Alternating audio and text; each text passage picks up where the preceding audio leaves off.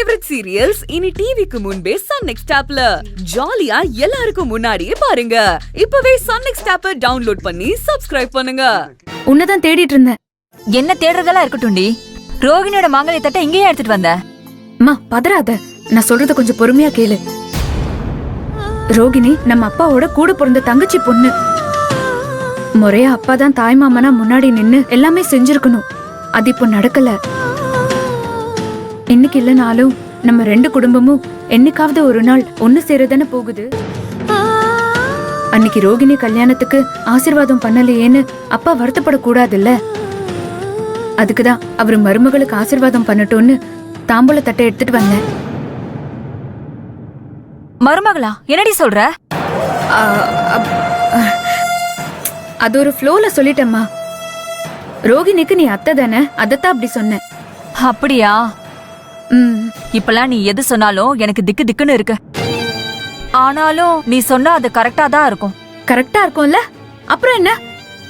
இந்தா உன் மருமக நல்லா இருக்கணும்னு ஆசீர்வாதம் பண்ணு. இந்த குடும்பத்துக்காகவே வாழ்றியடி நீ. அப்பாவையும் தாத்தாவையும் சேர்த்து வைக்கணுங்கிறதுக்காக எவ்வளவு போராடுற. உன் தாத்தா குடும்பம் எதுக்காகவும் கஷ்டப்படக்கூடாதுன்னு நினைக்கிற. அதனாலதான் மாங்கல்யத்தை எடுத்துட்டு வந்திருக்க. உன்னை நினைச்சா எனக்கு ரொம்ப பெருமையா இருக்குடி. சரி, அப்புறமா பெருமைப்பட்டுக்கோ. இப்ப இதுல நீ ஆசீர்வாதம் பண்ணு. என்னோட ஆசீர்வாதம் என் மருமகளுக்கு எப்பவுமே இருக்கும். சரி, மாங்கல்ய தட்டி எங்கன்னு தேட போறாங்க, சீக்கிரம் எடுத்துட்டு போ. அம்மா, நீ ரோகிணியோட அத்தை தானே. உன் மருமக நல்லா இருக்கணும்னு நினைக்கிறல்ல, அப்ப மனசார ஆசீர்வாதம் பண்ணு. ஒரு குறையும் இல்லாம அவ புகுந்த வீட்டுல மகாராணியா வாழணும். என் மருமக போற வீடு அவ புருஷனோட மனை நிறைவா சந்தோஷமா வாழணும். சூப்பர்மா. இப்ப நீ என்ன பண்ற? இதே மாங்கல்யத்தை எடுத்துட்டு போய் அப்பா கிட்ட ஆசீர்வாதம் வாங்கிட்டு வா.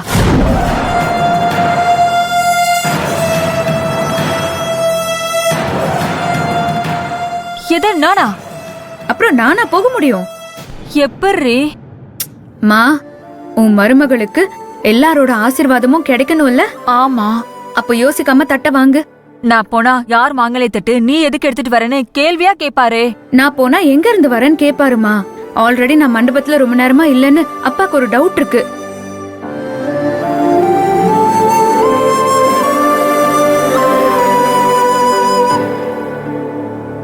புகுந்த வீட்டு சார்பா நீயே போய் அப்பா கிட்ட ஆசீர்வாதம் வாங்கு. நான் என்னன்னு சொல்லிடி ஆசீர்வாதம் வாங்குறது? பக்கத்து மண்டபத்துல உங்க தங்கச்சி பொண்ணுக்கு கல்யாணம், மாங்கல்ய தட்டுல ஆசீர்வாதம் பண்ணுங்கன்னு சொல்றியா? ஏண்டி நீ வேற? பின்ன என்னம்மா? சரி, நான் சொல்ற மாதிரி சொல்லு.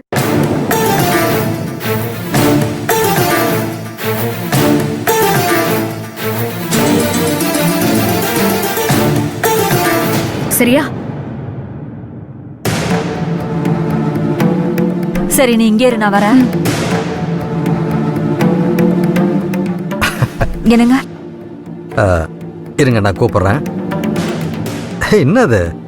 இல்லங்க, பக்கத்துல இருக்கிற மண்டபத்துல சமூக சேவக்காரங்க யாரோ ஒரு பொண்ணு மாப்பிளைக்கு இலவசமா திருமணம் பண்றாங்களாம்.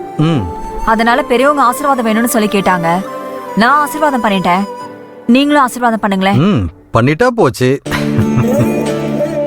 பொண்ணு மாப்பிளையும் சந்தோஷமா சீரும் சிறப்பமா அமோகமா வாழணும்.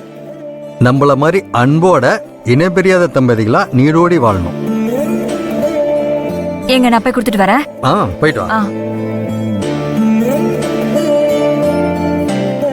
இந்தா, என் மருமக கல்யாணத்தை இந்த அத்தையால பார்க்க முடியல.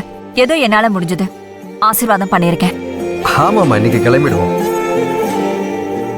என்ன மன்னிச்சிருமா. உன்னை கல்யாணத்துக்கு கூட்டிட்டு போலாம் தான்.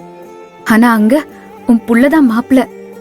அவனை நீ பாத்துட்டா காலத்துக்கும் அவனை நீ மன்னிக்க மாட்ட. அதனாலதான் உன்கிட்ட இருந்து உன் புள்ளையோட கல்யாணத்தை நான் மறைச்சிட்டேன்.